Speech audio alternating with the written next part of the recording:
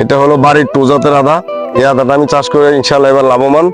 তবে আমার আদার ভিডিওটা দেখে বা স্ক্রিনশট করে যারাই আসবেন আমি স্পেশাল ডিসকাউন্ট দেবো। আর এটার লোকেশন হচ্ছে আমতলী ইউনিয়ন ৮ নং ওয়ার্ড। আমার নাম হচ্ছে হজরত আলী। তো আপনারা এই ভিডিও শেয়ার, কমেন্টস বা স্ক্রিনশট নিয়ে যদি আসেন স্পেশাল ডিসকাউন্ট থাকবে ইনশাআল্লাহ। প্রিয় বন্ধুরা, আজকে ভিন্ন একটা পদ্ধতিতে আসছি। এই চাচার আদার বাগানে আসছি। আছে কিভাবে আদা উৎপাদন করলো উনি, বা কিভাবে এতটুকু ফসল হলো। উনি প্রতি বছর এই চাষগুলা করে থাকে চাকরির পাশাপাশি। তো এটা আমাদের এই আমতলী ইউনিয়নের জন্য অনেক গর্বের বিষয় যে এরকম একটা জায়গাতে উনি আদা চাষ করে এগিয়ে যাচ্ছে। তো ওনার মুখ থেকে আজকে শুনবো যে আদা চাষ করে উনি কতটুকু লাভবান হয়েছে, বা কিভাবে উনি উৎপাদনটা শুরু করলো, কার্তিকা থেকে শুরু করলো বিস্তারিত। আমাদের যত সম্ভব শুনেছি উনি প্রথমে আমতলী ইউনিয়নে শুরু করছে। তো বিস্তারিত চাচা থেকে একটু শুনবো।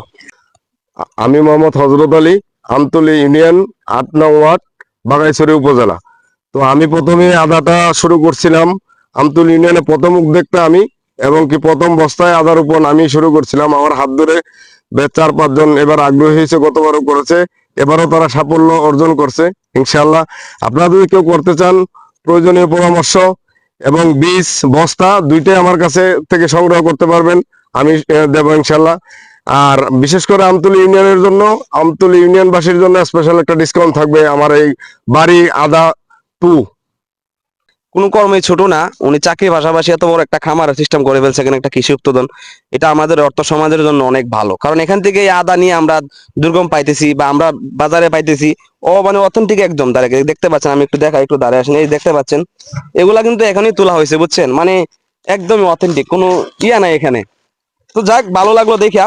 ভিডিওটা আপনারা অবশ্যই দেখবেন, শেয়ার করে রাখবেন। আর যারা আদা নিতে চান বা আদা চাষ করতে চান, তাহলে অবশ্যই আমি নাম্বার দিয়ে রাখবো। চাচার সাথে যোগাযোগ করবেন। পদ্ধতি যা লাগে উনি বিস্তারিত আপনাদেরকে শিখিয়ে দিবে। সবাই ভালো থাকবেন, সুস্থ থাকবেন। আল্লাহ হাফেজ।